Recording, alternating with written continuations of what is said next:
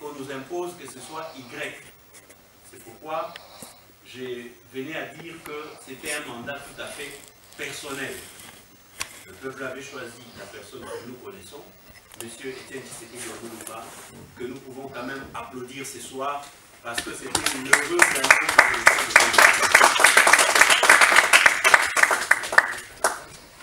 Alors, parce que nous avions dit la vérité des urnes, l'organisation de cette conférence de ce soir avait préféré appeler cela, tel que vous l'aviez vu dans l'invitation, la problématique des urnes. Parce que c'est toute une problématique qui fait appel à beaucoup trop d'aspects. Alors nous, de notre côté, au niveau du combat intelligent, nous avions constaté que le premier problème dans cette problématique, c'était le problème des assises juridiques. Pourquoi nous le disons ainsi? Parce que nous savons tous qu'une élection est toujours réglementée par une loi, un code, mais lequel code ou loi doivent être en conformité avec la loi suprême, autrement dit la Constitution. Et nous avions tous assisté, impuissants, à une révision constitutionnelle en pleine année électorale. Je pense que ce que je raconte, je ne l'ai pas vécu seul. Nous avions tous, en tout cas, assisté à cette révision constitutionnelle en janvier 2011. Et, de facto, cette révision constitutionnelle a eu des répercussions sur la loi électorale. Pourquoi? Parce que le mode de scrutin avait été choisi, avait été révisé. Premièrement, on a eu des élections en 2006 où le président devait être élu après 2 tours. Or, après la révision constitutionnelle de 2011, il avait été décidé que le président de la République devrait être élu à un seul tour, autrement dit, mort subite. Ce qui s'est passé, Kabila a été tombé, mais il n'a pas digéré, il a fait ce qu'il a fait. Alors, pour revenir dans ce que je disais, c'est que cette révision constitutionnelle avait changé beaucoup de choses. Après 2011, après janvier, on était obligé d'attendre que la loi électorale puisse être confectionnée par après, je crois, 3 mois après. Et le bureau de la commission électorale n'était entré en fonction que quelques jours après la révision de la loi. Et en 10 mois, vous pouvez vous-même comprendre combien il y a eu d'activités autour des élections. Il y avait la loi électorale, il y avait la mise en place de la commission électorale, il y avait l'enrôlement des électeurs, il fallait enregistrer les candidats, il fallait aussi leur imposer, je pèse bien mes mots, leur imposer un code de bonne conduite. C'est que vous avez bien compris d'ailleurs qu'il s'agissait tout simplement de faire comprendre à ceux qui pouvaient être susceptibles de gagner, de pouvoir comprendre que vous n'allez pas vous installer, mais vous devez vous conduire comme nous on veut. Voilà, c'était ça. Et tout cela s'est passé en l'espace de 10 mois. Nous ne savons pas si vraiment des constitutionnalistes sérieux, même des doctrinaires, peuvent répondre en disant que ce qui s'était passé au Congo, réviser la Constitution en 10 mois avant l'élection, ça peut se faire dans des pays où il y a vraiment un état de droit. Alors, nous ici, nous avions voulu dire, dans la force du combat intelligent, que la première responsabilité par rapport à ce que nous vivons, et ce qui a sauté tout de suite aux yeux, l'amateurisme pendant la période électorale et l'impréparation, c'était parce que les députés qui étaient au Parlement avaient vraiment géré avec beaucoup de légèreté cette question de révision constitutionnelle. Et Nous savons tous qu'une constitution rigide, c'est-à-dire une constitution très rigoureuse, s'entoure toujours de ce qu'on appelle verrou en ce qui concerne sa révision. Une constitution, on ne peut pas la réviser n'importe comment. Nous sommes allés faire une petite comparaison au niveau des verrous qui existent dans la constitution congolaise par rapport à sa révision, et nous avons essayé de comparer avec les verrous qu'on retrouve dans les dispositions de la constitution belge, par exemple, parce que nous savons tous que la constitution congolaise, c'est en grande partie du copier-coller de la constitution belge. Alors, dans la constitution congolaise, il y a l'article 218 de cette constitution qui parle justement de la révision constitutionnelle. Mais qu'est dit cet article? On nous dit que l'initiative de réviser la constitution, ça peut partir du président de la République, du gouvernement, du Parlement, donc les deux chambres, chacune dans ses compétences respectives, peut aussi prendre l'initiative. On nous dit aussi que le peuple, par pétition, peut aussi enclencher le mécanisme de révision constitutionnelle. Ça, c'est la première présentation de l'article. Mais, plus loin, l'article dit ceci. Toutes ces initiatives, d'où qu'elles viennent, elles doivent passer par le Parlement. C'est le Parlement qui va, à la fin, décider si vraiment il y avait intérêt ou importance de pouvoir réviser la Constitution. Ce n'est qu'après que ça passe à un référendum. Mais quel est le verrou qu'ils apportent? Ils disent le référendum, ils présentent le référendum comme verrou. Mais tout de suite avant la fin de l'article, ils déverrouillent eux-mêmes. Ils disent ça peut ne pas passer au référendum au cas où les députés, donc les deux chambres, le Sénat et l'Assemblée nationale, à 3/5 des membres, décident de le faire eux-mêmes sans passer par le référendum.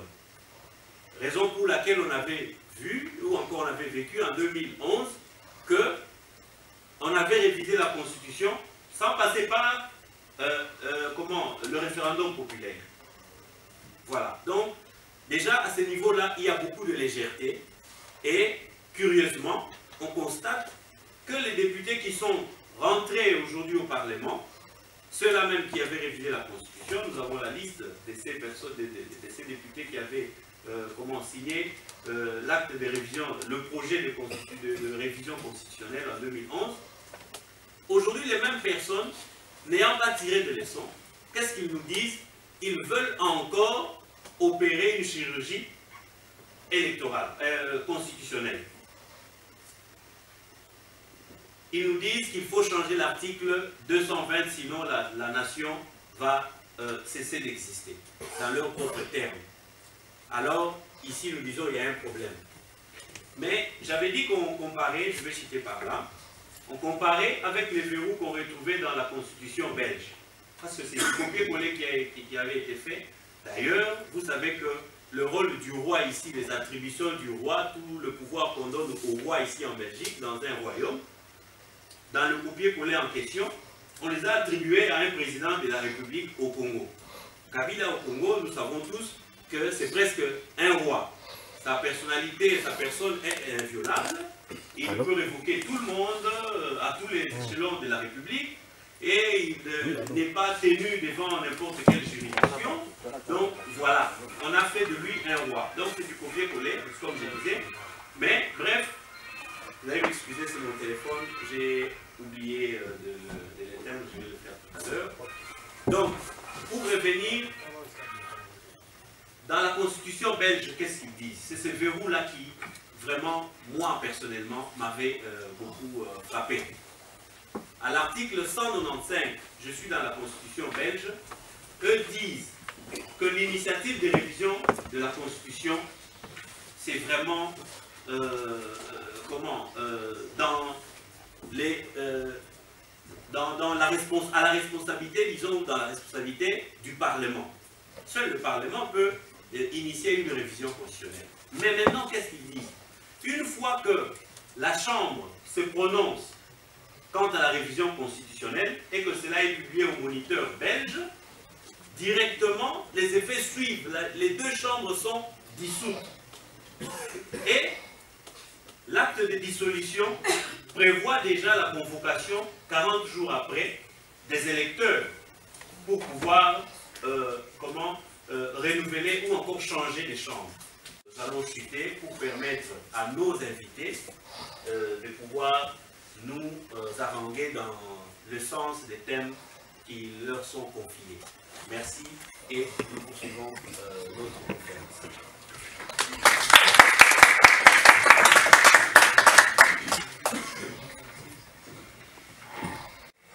Alors, pour la petite histoire, peut-être une petite parenthèse, j'ai été formé par le Centre Carter aux États-Unis d'Amérique aux questions des élections. Et à l'époque de Mobutu, j'ai été également observateur de plusieurs élections avec le même centre, la Fondation Carter, au Mozambique, en Afrique du Sud et dans la plupart des pays. Et j'ai été l'un des initiateurs de la Ligue des électeurs au Congo, avec le GERDES Afrique, peu avant le discours de démocratisation du 24 avril 1990. En scrutant l'histoire, en réalisant les grandes péripéties, les grands enjeux, si vous voulez, les dispensations politiques et historiques de notre pays, les experts sont arrivés à comprendre que la République démocratique du Congo a besoin de s'organiser au sortir d'une, si vous voulez, dictature de plus de 32 ans sous Mobutu, avec un cycle de guerre ou de conflits armés, de guerres par procuration, qui ont endeuillé, si vous voulez, ces guerres qui ont endeuillé les populations congolaises. Aujourd'hui, on nous parle des chiffres allant de l'ordre de plusieurs millions de Congolais qui sont fauchés par ce cycle de guerre, si vous voulez, ou du conflit armé dans notre pays. Alors, les experts ont compris que le Congo avait besoin qu'on organise des élections qui soient fondatrices, encore mieux, génératrices d'un nouvel ordre social, politique et économique dans notre pays. Et cela s'est précisé au cours des dispensations, ou si vous voulez, des enjeux qu'il y a eu autour de certains forums, tels que la Conférence nationale souveraine, et également autour du dialogue intercongolais. Malheureusement, ces élections-là qui étaient voulues pour que le Congo fonde enfin un nouvel ordre social, politique, économique, ces élections aient lieu, ces élections ont été carrément et simplement sabotées et on ne les a jamais organisées. Qu'il s'agisse des élections de 2006, qu'il s'agisse des élections de 2011, ces élections n'ont pas répondu à ces profils-là que l'on attendait par le peuple, que le peuple congolais attendait en ce moment-là.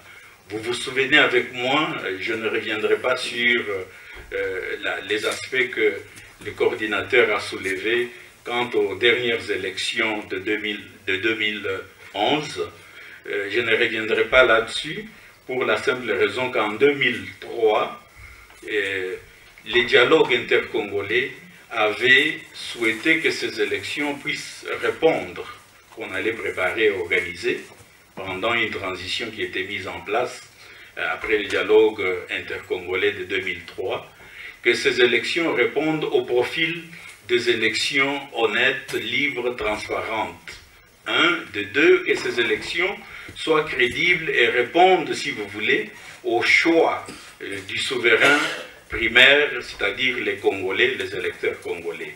Malheureusement, on a dû constater, comme lorsqu'on est sorti de la conférence nationale souveraine, l'imposition d'un schéma, d'un autre schéma que celui qui était convenu lors du dialogue intercongolais. Et on a mis en place, si vous voulez, de nouvelles institutions, soi-disant de transition, où pratiquement l'opposition, au sens vrai du mot, avait été écartée, et également la vraie société civile avait été écartée. Vous vous souvenez ce qui s'est passé dans la formule 1+4, où Zaïd Ngoma a dû prendre la place qui était réservée à la vraie opposition. À partir de ce moment-là, on a mis en place aussi des institutions qui devraient gérer cette transition au niveau des institutions citoyennes, dont la commission électorale dite indépendante, mais qui, au fait, a été une commission politisée à souhait, où pratiquement les seigneurs de guerre qui avaient déjà une emprise dans ce pays ont dû gérer cette transition à leur guise et selon leurs intérêts.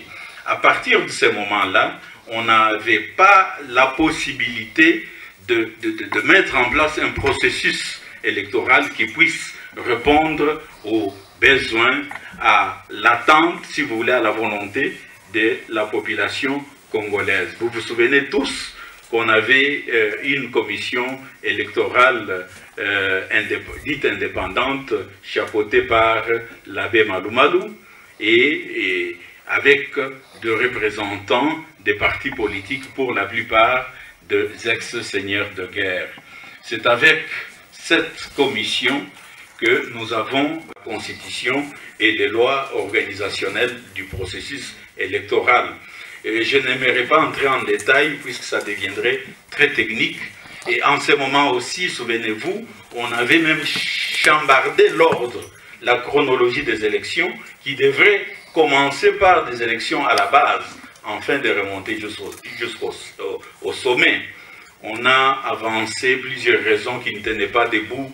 Le recensement de la population n'a pas été démise et on est allé dans ces élections malgré nous. Et moi, c'est au cours de ces élections que j'ai eu des problèmes avec la commission électorale, puisque, entre guillemets, je vous ai dit que je suis le fondateur de la Ligue des électeurs au Congo. Et c'est en ce moment-là que je suis parti, puisque j'étais en même temps le porte-parole du cadre de concertation des acteurs non étatiques avec la CI.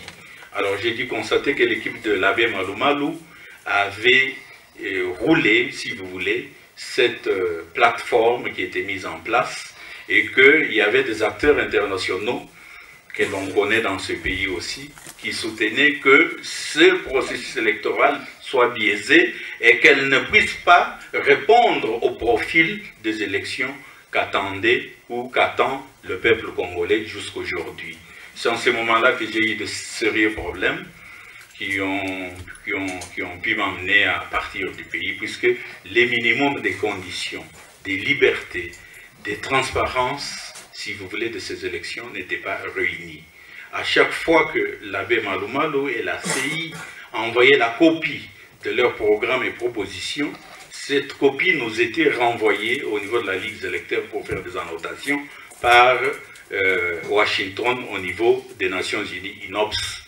Et j'ai considéré, je sentais qu'on était en train d'aller vers une situation qui n'allait pas permettre aux Congolais de sortir de cette situation, qui n'allait pas donner la chance au Congo de renouveler sa classe politique. Et c'était tout simplement un chèque en blanc accordé à travers ces élections aux seigneurs de guerre. N'ont pas permis aux souverains primaires, aux électeurs, de pouvoir manifester leur mécontentement ou leur joie. Et on a menacé ces électeurs et on avait mis en place une force d'union, je crois, fort à l'époque. Donc dans une élection qui puisse répondre aux standards de la Déclaration universelle des droits de l'homme, article numéro 21, ces élections-là n'ont pas du tout été vraiment des élections auxquelles je fais toujours allusion, des élections qui peuvent nous aider à générer un nouvel ordre, à fonder un ordre, si vous voulez, social et politique qui soit basé sur la démocratie. Alors, nous sommes allés à ces élections-là avec deux candidats sortis de groupes de gens qui avaient pris les armes, Kabila et Bemba. Et vous savez tous ce qui s'était passé. Donc, c'était des élections pour nous, pour ces experts-là, que ce soit les amis du Centre Carter, des élections qui ne répondaient pas à ces profils-là. Alors, après ces élections, on a vu des institutions qui ont été mises en place avec des animateurs, où pratiquement le seul avantage qu'on a eu, il y a eu un petit cycle, même si on avait encore violé la Constitution par rapport au mandat, au délai du mandat. On a eu des élections qui nous sont revenues, ce cycle nous est revenu en 2011. Et vous savez, Babi a dit dans quelles circonstances ces élections se sont passées, avec une fois de plus la violation des textes législatifs, en commençant par la Constitution, la révision à la hussarde qui a été faite, ainsi que les violations répétitives avant, pendant, après même les élections, de ces textes et même de la Constitution ont été qualifiées sous d'autres cieux un peu partout de vraiment du jamais vu de la mascarade électorale qui n'a de commune mesure que ce que l'on avait vécu en République démocratique du Congo, avec bien sûr une commission électorale dirigée par le pasteur Ngoyi Mulunda, etc., avec une fois de plus l'exclusion d'une portion importante de la population, c'est-à-dire la diaspora, sans raison aucune. Alors pour nous, nous avons pensé que ces élections de 2006, de 2011 ne correspondent pas aux attentes, ne correspondaient pas ou ne correspondent pas aux attentes de la population congolaise. Mais quand même, à travers le travail que les populations congolaises mènent, à travers les associations de la diaspora et les associations locales, il y a eu quand même un avancement, une avancée sur le plan de la démocratie behavioriste, c'est-à-dire comportementale, alors que sur le plan de la démocratie institutionnelle, on n'avançait pas du tout, et c'était pire avec ces élections même-là. On a constaté une maturité qui nous a permis, par exemple, aujourd'hui, de mobiliser nos populations, de nous mobiliser ici, en tant que diaspora, etc. Et aujourd'hui, de nous retrouver ici à réfléchir, qu'avons-nous fait, qu'est-ce qu'on a fait de ces élections de 2006, de 2011, et en perspective de 2016, qu'est-ce que nous avons encore à faire. Et c'est cette maturité-là, et tout ce travail-là, qui fait qu'aujourd'hui, il y a encore espoir. Voilà pourquoi, si nous devons penser en termes de 2016, nous ne devons pas oublier de revendiquer tout ce travail qui a été fait, toute cette mobilisation du souverain primaire, puisque ces élections-là de 2006-2011 ne nous ont pas permis de remettre le pouvoir au peuple, puisque le pouvoir, c'est le pouvoir pour le peuple, par le peuple, la souveraineté du peuple, le respect des droits de l'homme, puisque tout au long de ces élections-là, on a vu comment on a violenté les électeurs, on en a tué certains. Le 26 novembre, je pense, au moment où le président Étienne Tshisekedi revenait de sa tournée, il y a eu mort d'hommes. Les preuves sont là. Plus de 30 personnes fauchées en Djili. Séquestration d'un candidat. Et on l'avait même exposé à la mort avec son avion, son petit porteur, etc. Voilà des choses que l'on ne doit pas oublier. C'était les jours de la mobilisation pour que ces élections puissent correspondre à la volonté du peuple. Ces choses-là, on ne les oublie jamais. Il faut les revendiquer. Et comment les revendiquer? À travers des procès.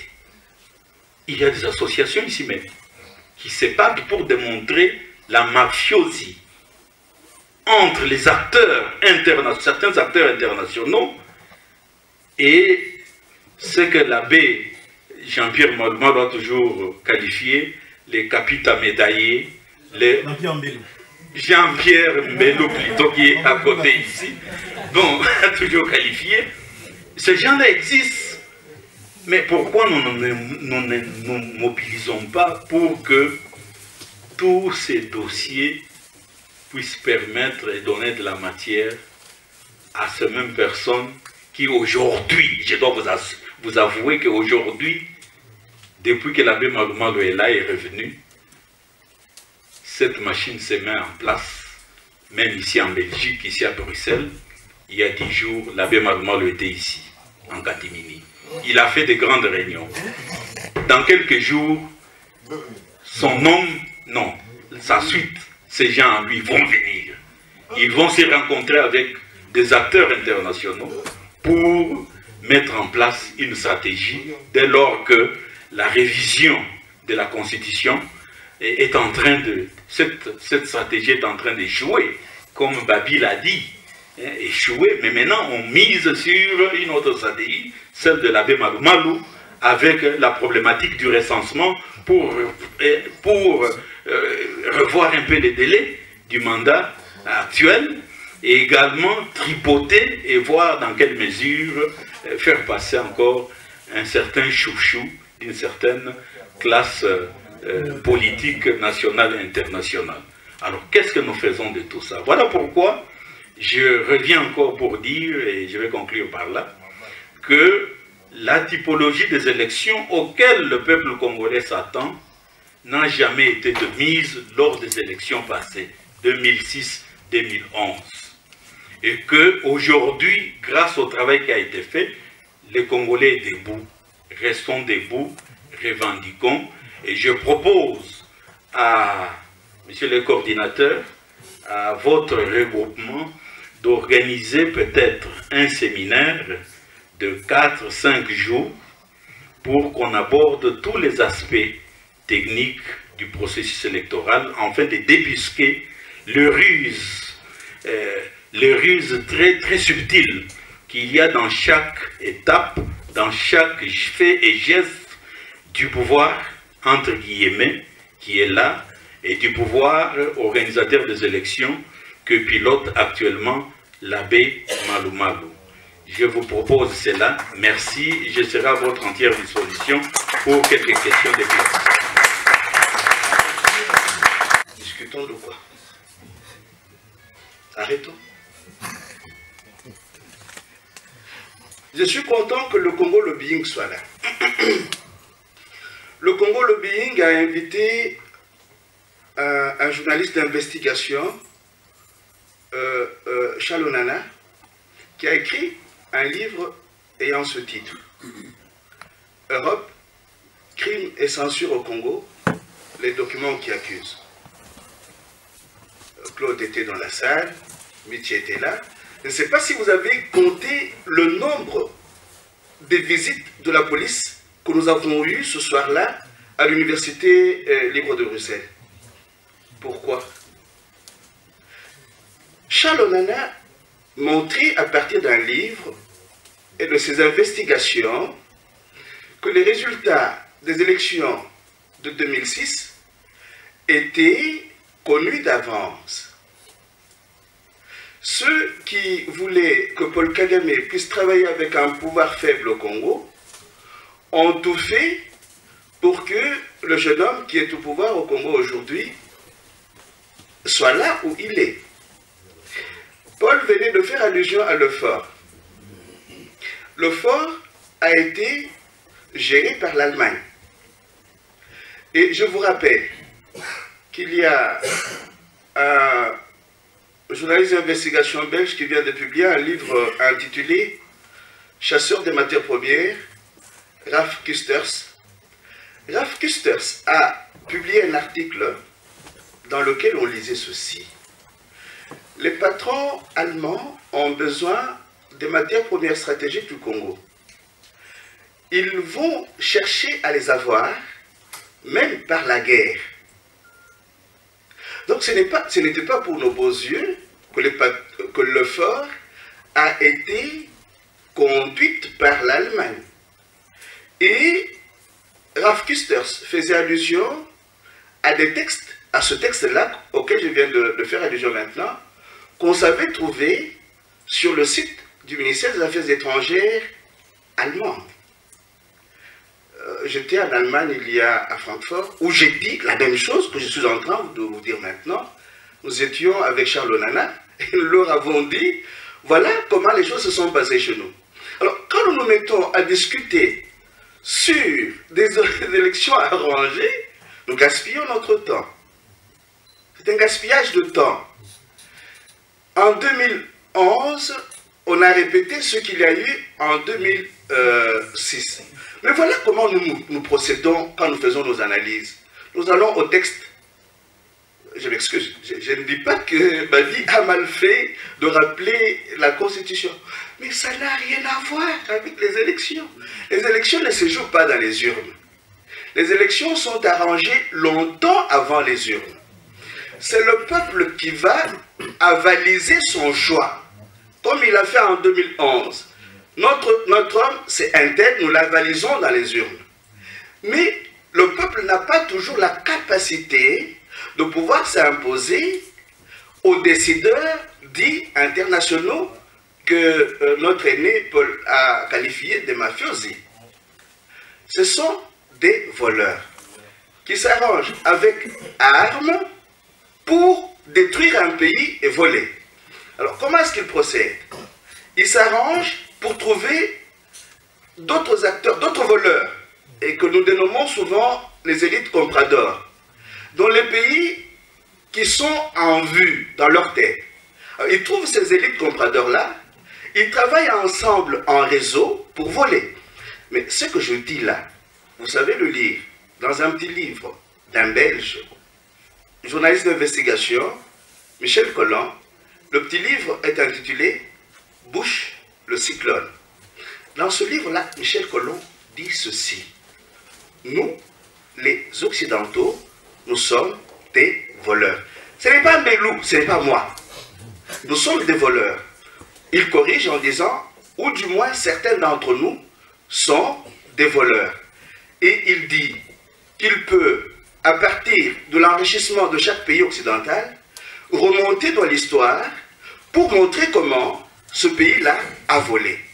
Donc quand nous allons au texte, nous disons, il y a eu la Constitution, voilà on a... Mais nous sommes à côté de la plaque. Je vous renvoie encore à un petit livre. J'ai cette maladie-là, ne m'en voulez pas. Sarkozy, de quoi Sarkozy est-il le nom? C'est un philosophe français, Alain Badiou, qui écrit ce livre-là. De quoi Sarkozy est-il le nom? Et dans le livre, Alain Badiou dit que les élections organisées dans un système néolibéral sont des pièges à camp.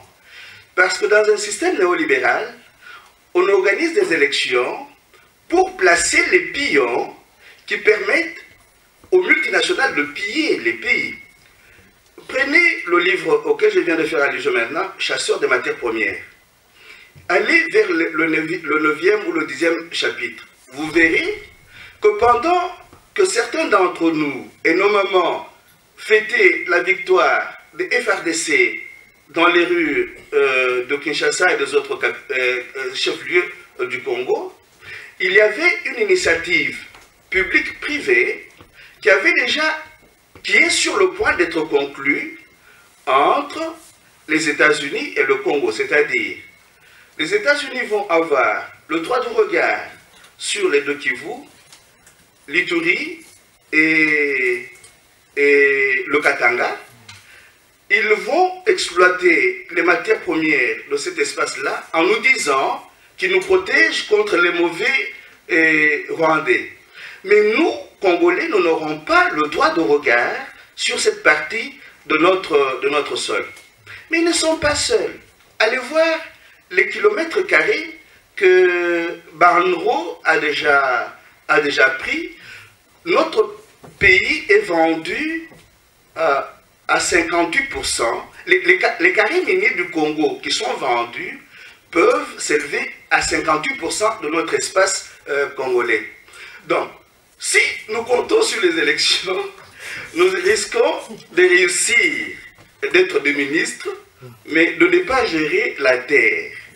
Et même les ministres qui sont au pouvoir aujourd'hui, quand vous lisez le livre que nous avons publié collectivement, La République démocratique du Congo, face au complot de balkanisation et d'implosion, vous trouvez que les ministères sont agencifiés. Cela signifie quoi? Ce ne sont pas ceux qui bombent le torse, les Congolais qui bombent le torse, qui gèrent ces ministères-là, non. Vous avez, quand les ministères sont financés, il y a un projet qui est financé, qui doit être géré par un ministère quelconque. Ce sont les ressortissants de ces pays-là qui travaillent au sein de ces ministères, qui gèrent le projet. Donc, les ministres bombent le torse. Officiellement, ce sont eux qui gèrent le pays, mais officieusement, c'est faux.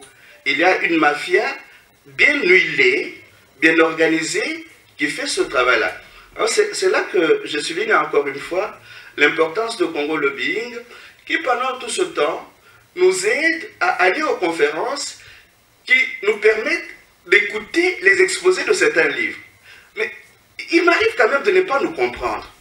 Quand Charles Onana publie un livre, par exemple, tous les Congolais sont contents, ils vont, quand je vois le nombre à l'université, la salle était pleine à craquer. Après, on oublie, on commence à parler des élections, des textes, de la révision constitutionnelle, alors que ça n'a rien à voir avec ce qui se passe en réalité. La réalité est la suivante. Le Congo est en train d'être partagé aujourd'hui entre la Chine, l'Afrique du Sud avec le BRICS, les États-Unis et leurs alliés. Et vous ne serez pas étonné que demain, Warren Buffett commence à construire les barrages du côté de la Russie. Ça n'a rien à voir avec la politique de la démocratie et des droits de l'homme. Ça n'a rien à voir. Est-ce que vous les entendez encore accuser la Chine parce qu'elle piétine les droits de l'homme? Tous vont aller chercher de l'argent là-bas. Et s'ils tiennent le coup aujourd'hui, c'est parce que la Chine les aide. Donc quand nous continuons à parler de la Constitution, des droits de l'homme, de la démocratie, quelque part nous sommes à côté de la plaque. Nous avons été mal... M'excuse. Nous avons été mal éduqués, mal formés. On nous a tellement formés théoriquement que nous parlons des choses... Est-ce que vous savez, par exemple... Leurs gens, partout, ils les mettent dans l'église, ils les mettent dans la société civile, ils les mettent dans les partis politiques. Et c'est ce réseau-là qui travaille ensemble de façon qu'ils arrivent à un résultat conséquent. Nous, vous allez m'attaquer maintenant avec... Mais c'est vous l'église catholique? Non, ça n'a rien à voir avec l'église catholique. Que ce soit dans la société civile ou dans l'église catholique, il y a toujours des gens qu'on corrompt. On les corrompt pour qu'ils rentrent dans la mafia. Prenez par exemple le rapport Kassem de 2001, le rapport des experts de l'ONU. On parle clairement dans ce rapport-là du réseau d'élite. Et Colette Brackman a écrit un livre intitulé « Les nouveaux prédateurs, la politique de puissance en Afrique centrale ». Mais comme c'est Colette Brackman, nous allons plier. Est-ce qu'elle est experte du Congo? Nous ne dirons jamais. Ça n'a rien à voir avec le fait qu'elle est belge. Lisez ce livre-là, Les nouveaux prédateurs. Vous pouvez ne pas partager ce point de vue, mais elle vous montre qu'il y a, elle commente d'ailleurs le rapport Kassem de 2001, pour montrer comment les réseaux qui sont au Congo travaillent avec les réseaux qui sont au Rwanda et les réseaux qui sont en Ouganda et les multinationales. C'est ce qu'on appelle, ce que j'appelle régulièrement dans mes textes, le réseau transnational. Mais si vous restez simplement la force du combat intelligent et vous ne constituez pas un réseau transnational, vous allez réussir où? Alors, quand vous allez échouer, qu'est-ce que vous allez faire? Vous commencez à dire que nos ancêtres nous ont maudits, il y a des sorciers au Congo, on doit aller chercher les féticheurs. Non, nous ne comprenons pas comment eux font. Eux ne travaillent pas avec des partis politiques. Regardez par exemple les partis politiques ici. vous verrez que dans chaque parti politique, il y a des gens qui s'entendent.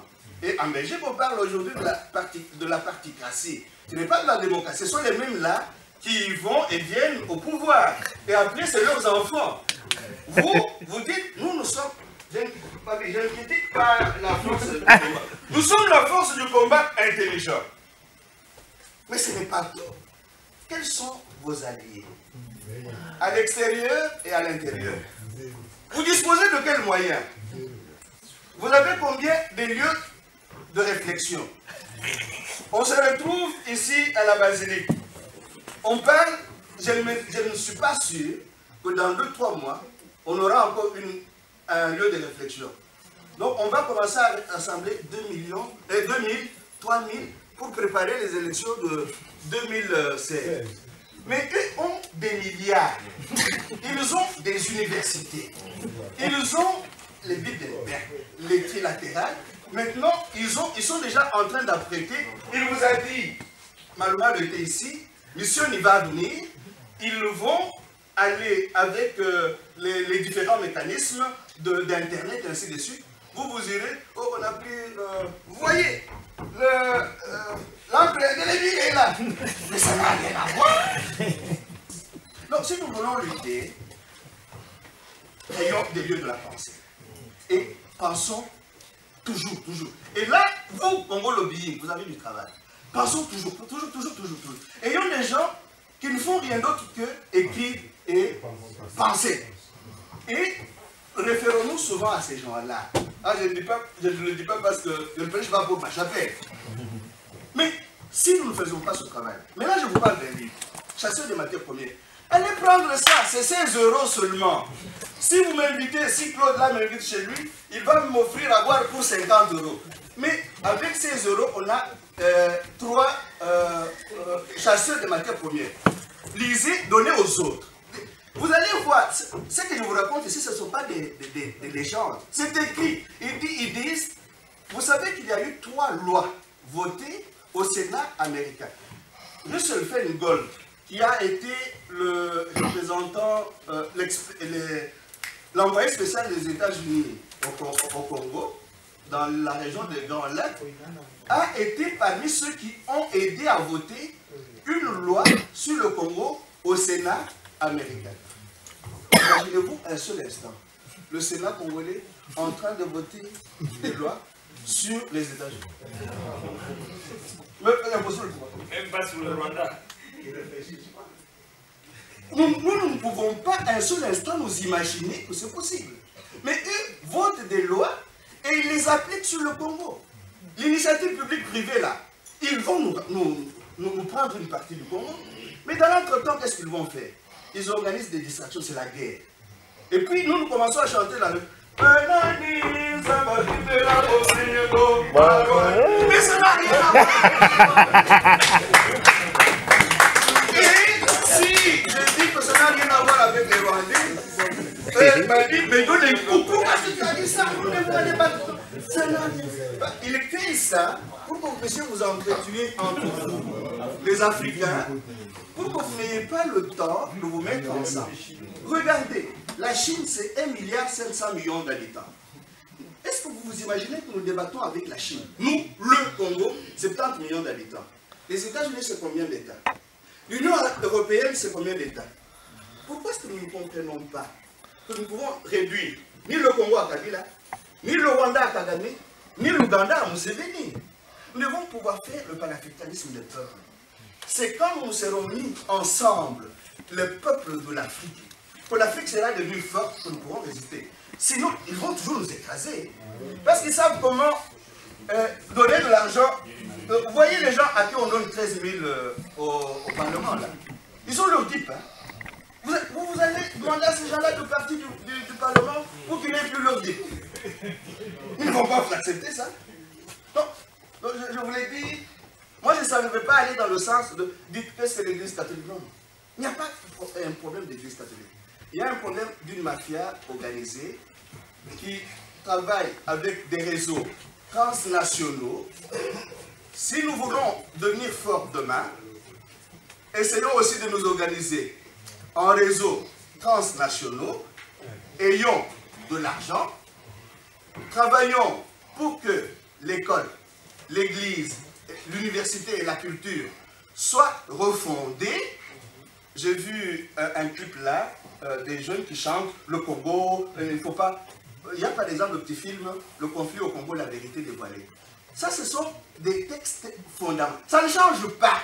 C'est ça, ce qui est dit dans ce film-là, qui va se... De temps en temps, ils vont changer de méthode. Ils vont dire, ah, mais comme ils n'aiment plus ils n'aiment pas beaucoup les Rwandais, bon, on va maintenant prendre les dévoyés d'entre eux là, pour les mettre à la tête du pays. Comme ça serait entre eux. Ils changent toujours des méthodes. Alors nous, nous applaudissons. Oh, les FADC ont vaincu le M20. Ça n'a rien à voir. Bon, merci.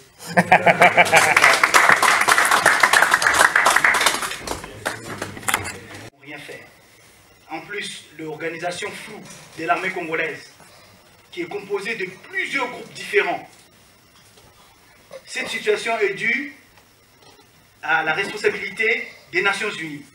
Ils ont obligé le Congo à mélanger des forces différentes et c'est ce mélange qui a fait que le RCD Goma a dominé tout le monde, notamment avec la dernière bataille perdue par Jean-Pierre Bemba à Kinshasa, les derniers barouds d'honneur pour les Congolais.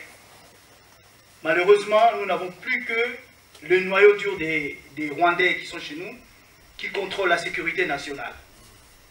Donc, sans la sécurité nationale, tous nos moyens sont vains. Et si on réfléchit par rapport à ça, comment il faut essayer de relancer les choses sur les terrains, et comme l'abbé l'a dit tout à l'heure, sans alliance, il n'y a rien.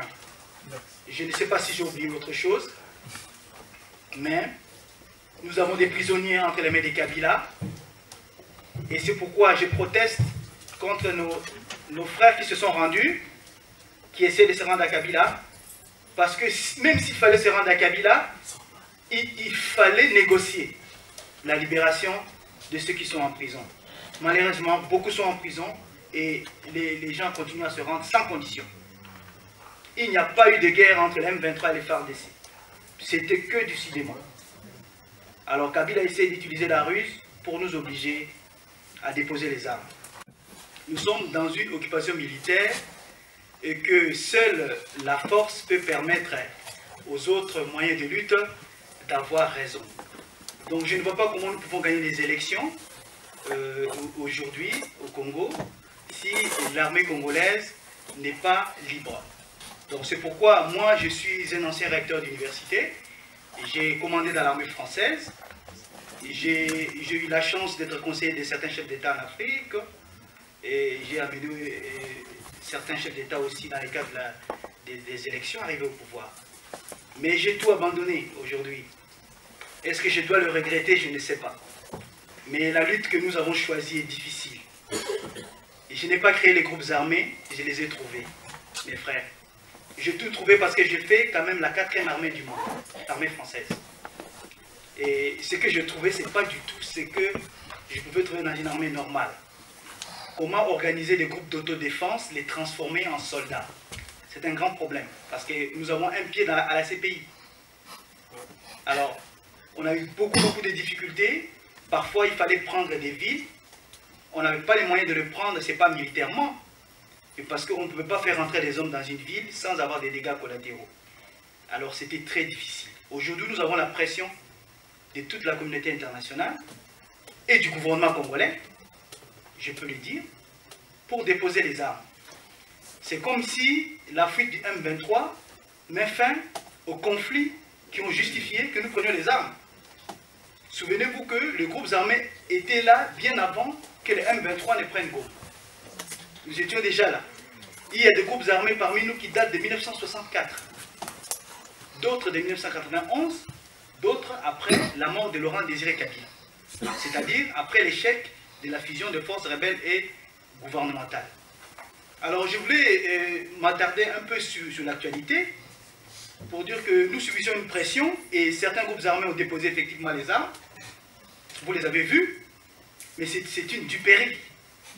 C'est un mensonge.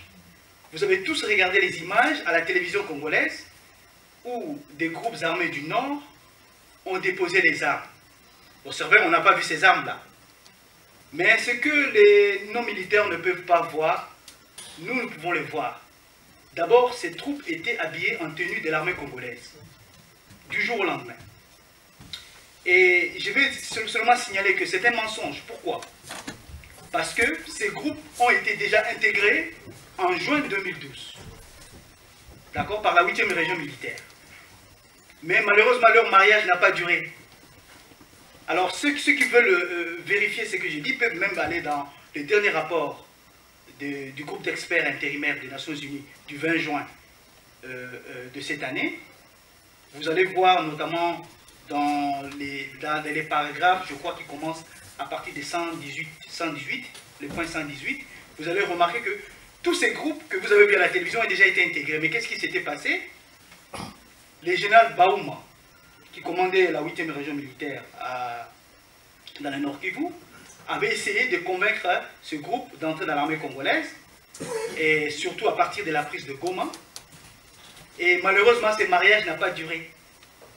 Ils se sont même entretirés avec les FARDC. Donc ceux que vous avez vus à la télévision ont déjà été intégrés une fois. Et j'espère que cette fois-ci, ce mariage va marcher.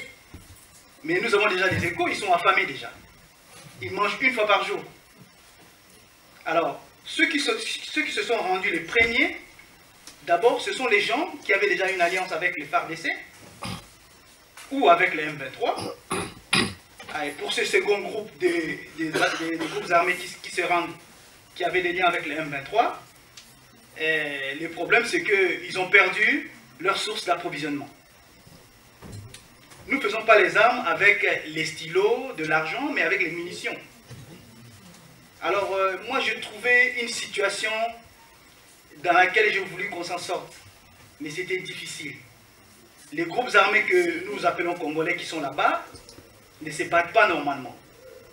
Et nous avons essayé de les coaliser d'abord pour avoir plus de fusils, plus d'hommes. Et c'est très difficile puisque les coalitions doivent avoir les moyens autonomes, différents de chaque groupe. C'est pas évident. On a essayé quand même de faire cette fusion. Mais malheureusement, la manière dont on se bat aujourd'hui dans les groupes armés ne peut pas nous amener à la victoire. D'abord, l'armée, je peux dire les FARDC rwandophones, qui sont commandés par les Rwandais, ont les moyens du gouvernement congolais.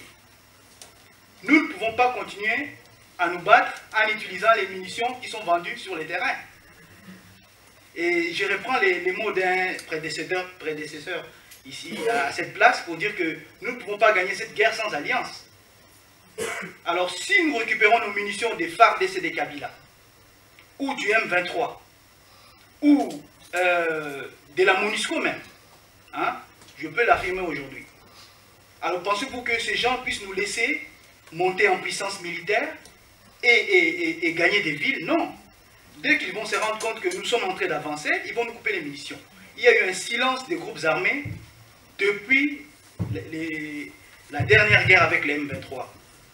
Parce que les systèmes même des fournitures des munitions étaient perturbés. Donc on ne peut pas gagner cette guerre sans alliance extérieure. Nous avons essayé d'organiser, de rassembler, mais c'est très difficile. Alors je ne vois pas pourquoi nous devons aussi déposer les armes, parce que les accords des Kampala, qui sont sur la table, là-bas, sont très graves. C'est une récidive. Ces accords doivent être élus par tous les Congolais. Je ne sais pas si M. Kobler, qui est le représentant du secrétaire général de l'ONU, je pense en RDC, a vraiment lu cet accord.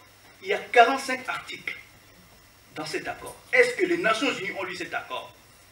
Parce que ces accords sont très très graves. Jamais dans l'histoire de la guerre, un pays qui vient de gagner la guerre est obligé de signer un accord ou une déclaration. Ça ne change pas. Je suis moi-même juriste de formation. Une déclaration ou un accord, ça n'a pas de différence. Hein. Ce qui compte pour le juge, ce n'est pas le titre qu'on donne à un document. Dans toutes les cours suprêmes de la planète, les titres que vous donnez à votre document ne changent pas le fond du droit. Si vous devez tuer quelqu'un, c'est un meurtre, même si vous mettez là-bas accord. Alors les titres ne comptent pas parce que le fond de ce document, je ne pense pas que les Nations Unies l'ont lu. J'ai quand même été formé dans une armée normale, je peux le dire, comme certains de mes frères aussi, qui sont dans l'armée congolaise, qui ont fait certaines armées. Je n'ai jamais vu dans l'histoire de la guerre que des prisonniers de guerre puissent réclamer des droits jusqu'à ce point. Hein?